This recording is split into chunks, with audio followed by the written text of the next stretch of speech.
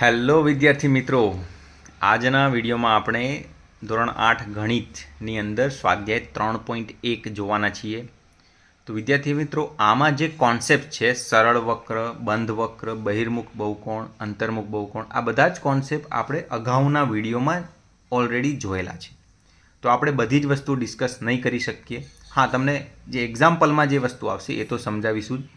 અને જો એ તમે વિડીયો ના જોયો હોય તો એ વિડીયોની લિંક છે આપણે ડિસ્ક્રિપ્શનમાં મળી જશે અને અહીંયા આઈ ટેબમાં પણ તમે જોઈ શકશો. તો એ વિડીયો તમારે જરૂરથી જોઈ લેવાનો, તો જ આ સ્વાધ્યાયની અંદર આપણને ખબર પડશે. હવે પહેલો પ્રશ્ન શું છે? અહીં કેટલીક આકૃતિઓ આપેલ છે, જેમ કે આ 1 2 3 4 5 6 7 8 આકૃતિ આપેલી છે. હવે નીચે પ્રશ્ન જોઈએ. પ્રત્યેકનું નીચે દર્શાવેલ આધાર પ્રમાણે વર્ગીકરણ કરો. તો પહેલું શું છે?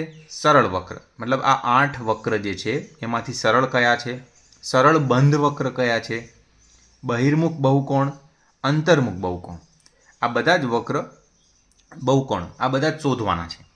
તો સ્ટાર્ટ કરીશું. તો જો પહેલો જે સરળ વક્ર. હવે સરળ વક્રની આપણે અગાઉના વિડીયોમાં ડિસ્કસ કરેલું જ છે કે સરળનો મતલબ થાય કે ક્રોસ ના થાય અથવા એકની અંદર એક એવા ના હોય, તો એને સરળ વક્ર કહે છે. જુઓ, તો આ જે છે આપણને દેખાય છે આ સરળ વક્ર થશે. કેમ? તો મેં અગાઉ કીધું એમ કે આપણે પહેલા વિડીયો બનાવેલો જ છે, તો બી થોડી હિન્ટ તમને આપી દઉં કે અહીંયા જુઓ, આ 3 વક્ર હું કહું છું સરળ નહીં થાય. કેમ? એકની અંદર એક છે, તો આવા કેસમાં પણ સરળ ના થાય.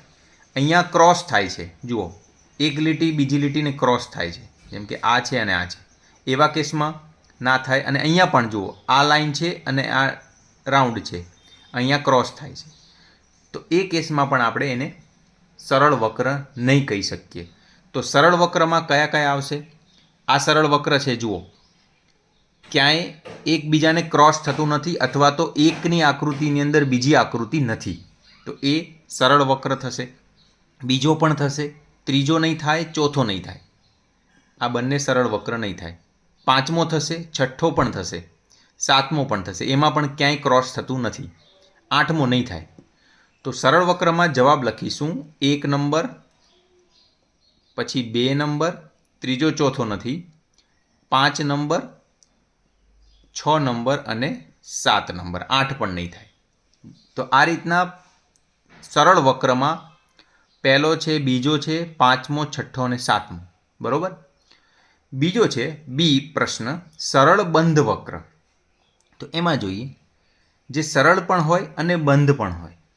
હવે વિદ્યાર્થી મિત્રો, અહીંયા તમને આઈડિયા આવશે જ કે જે સરળ છે જ નહીં એ સરળ બંધમાં તો આવશે જ નહીં, એટલે આ 3 ઓપ્શન તો નીકળી જ ગયા. બરોબર. તો 3 4 5 તો આમાં પણ નહીં જ આવે. હવે બાકી રહ્યા 1 2 3 4 1 2 5 6 અને 7. એની અંદર સરળ તો છે જ, પણ બંધ પણ જોવાના છે. તો આપણે બંધમાં શું કોન્સેપ્ટ છે જુઓ, અહીંથી સ્ટાર્ટ કરીને પાછા ત્યાં એ જગ્યાએ આપણે આવી જઈએ છીએ, તો આ બંધ છે. આ પણ બંધ જ છે, જુઓ, અહીંથી સ્ટાર્ટ કરીએ છીએ ત્યાં પાછા પહોંચી ગયા, તો આ પણ બંધ છે. આમાં પણ ક્યાંય ખુલ્લી જગ્યા દેખાતી નથી, આ પણ બંધ છે, આ પણ બંધ છે અને આ પણ બંધ છે. બરાબર.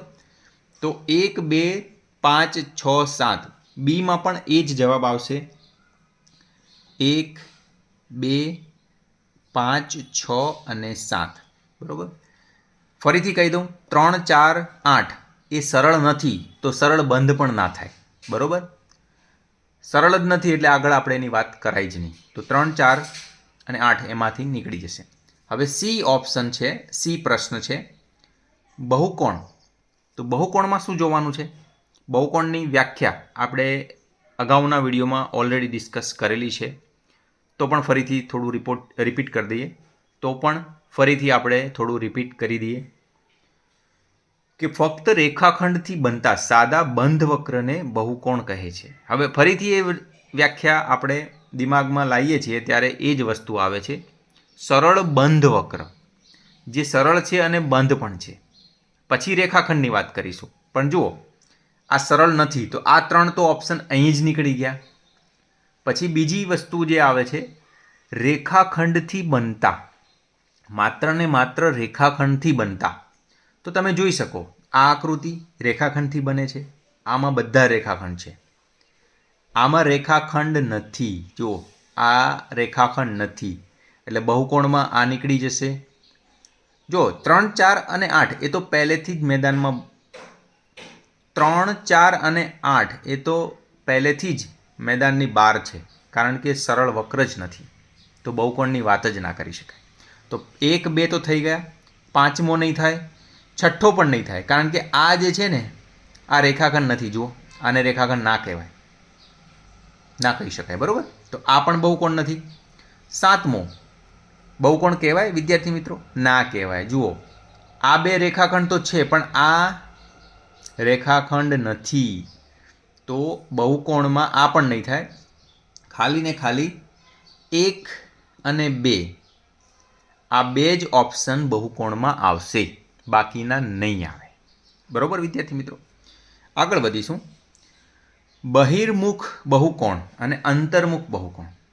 હવે બહુકોણ તો બે જ રહ્યા છે આપણી જોડે, 1 અને 2, બાકીના તો વાત જ કરવાની નથી.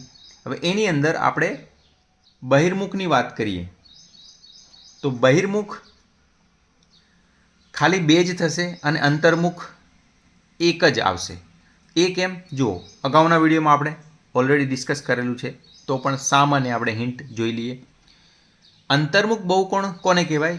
અંદરનો એક ખૂણો, ઓછામાં ઓછો એક ખૂણો અંદરનો 180 કરતાં વધારે હોય. તો અહીંયા જુઓ આ ખૂણો જે છે 180 કરતાં વધારે છે, તો એને અંતર્મુખ બહુકોણ કહેવાય.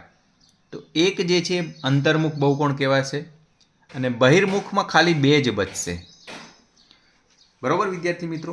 જુઓ ફરીથી કોન્સેપ્ટ. અંતર્મુખ બહુકોણમાં અંદરનો એક ખૂણો, ઓછામાં ઓછો એક ખૂણો 180થી વધારે હોય તો છે. અને બહિર્મુખમાં શું વાત હતી કે બધા જ ખૂણા 180 કરતાં નાના હોય, અંદરના દરેક ખૂણા 180 કરતાં નાના હોય. તો 1, 2, 3, 4 ખૂણા તમે જોઈ લો, તમારે માપી લેવાનું. એવું હતો તમારા નોટબુકમાં આ આકૃતિ થોડી મોટી દોરીને માપી લેવાનું. આ બધા જ જે ખૂણા છે એ 180 કરતાં નાના થશે, તો એટલા માટે એ બહિર્મુખ બહુકોણ કહેવાશે અને આ જે છે એ અંતર્મુખ બહુકોણ કહેવાશે. ચલો આખો એટલે કે એનો જવાબ આવશે 1, 2, 5, 6, 7 વક્ર છે 1, 2, 5, 6, 7. બીજાનો જવાબ બીનો જવાબ છે 1, 2, 5, 6, 7 વક્ર. સીનો જવાબ છે 1 અને 2. ડીનો જવાબ છે ખાલી વક્ર 2 અને ઈનો જવાબ છે ખાલી વક્ર 1, બરાબર. બીજો પ્રશ્ન, નિયમિત બહુકોણ એટલે શું? એવા નિયમિત બહુકોણના નામ આપો જેમાં 3 બાજુ હોય, 4 બાજુ હોય અને 6 બાજુ હોય. હવે નિયમિત બહુકોણ એટલે શું? તો એની પણ આપણે લાસ્ટ વિડીયોમાં ડિસ્કસ કરેલી જ છે, તો પણ અહીંયા હું થોડું સમજાવી દઉં. અહીંયા તમને બુકમાં જ ચોપડીમાં જ તમને એનો કોન્સેપ્ટ આપ્યો છે.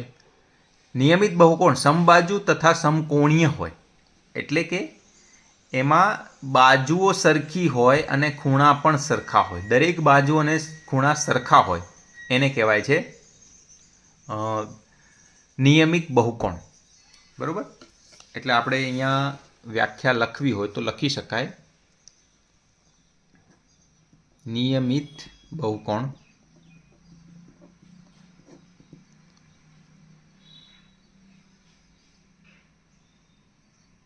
એવા બહુકોણ